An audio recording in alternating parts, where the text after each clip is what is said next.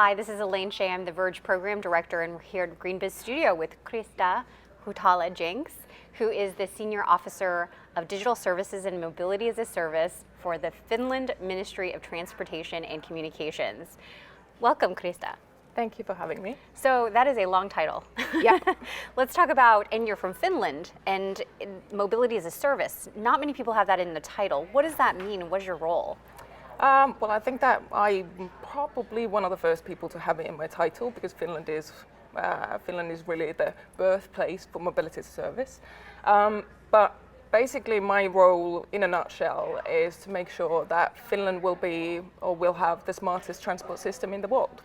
And mobility as a service has been really at the heart of our transport policy already a fair few years. And what that means that we finally want to make mobility really a service sector. It's a far cry from that at the moment. It's either self-service or then a service through public transport, for example, that doesn't really cater to that many people. So we're talking about shared transportation systems as well as autonomy? Yes, autonomous transportation and on demand. Got it. And it's really, we have a couple of Mars operators that have just kickstarted as the first ones in the world.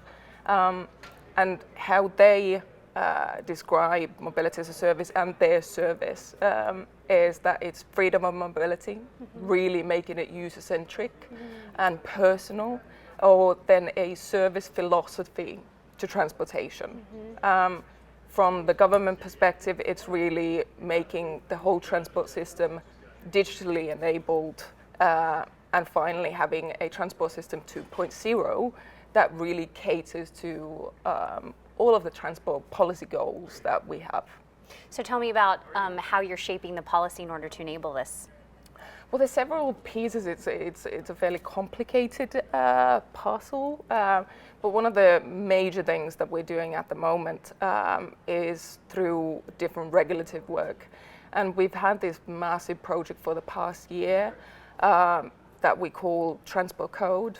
And it's basically trying to harmonize and streamline all of our transport legislation that we have at the moment. So really taking away any of the regulative and technical silos between different modes and different types of transport services, as well as enabling new types of transport services. We're not only talking about taxis versus Uber, but we want to make not future-proof, but future-ready regulation that really enables all sorts of different type of services that haven't even surfaced really yet.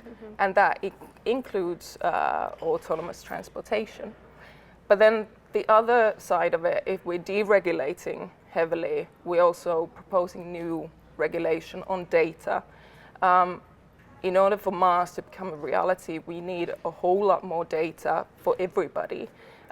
So we will be obligating all transport service providers to open certain data like routing, timetable, stops, and so forth, but also, and this is really the crucial bit, to open APIs for ticketing and payment for third-party providers. How far are you in this process so far? So I don't think that a civil servant should even be this excited about something, but with this transport code proposal, we've been working on it for a year and through a really, really open procedure as well. We've had YouTube channels for it back in Finland and everything. And just yesterday, we got the news that the government, the three parties in the government, struck a compromise on the first bit of the transport code. So basically that will come into force 1st of July in 2018. Wow, so just to wrap this up, what's the big nugget of wisdom for other countries and cities? I know that you've been partnering with others. What advice do you give them in terms of approaching this future of mobility as a service for their communities? Well, I think that we all have the policy goals we have, they're tough to reach, but we can reach them. But I think that the underlining thing there, what needs to be done is openness. Open source, open APIs, open ticketing and payment, and really open ecosystem altogether. We're talking about such a massive consumer behavioral change that we need to see to come true, and I don't believe that that will happen without a fully open ecosystem. Well, thank you for being open to coming over here for Greenbiz Studio. Thanks so much. Thank you.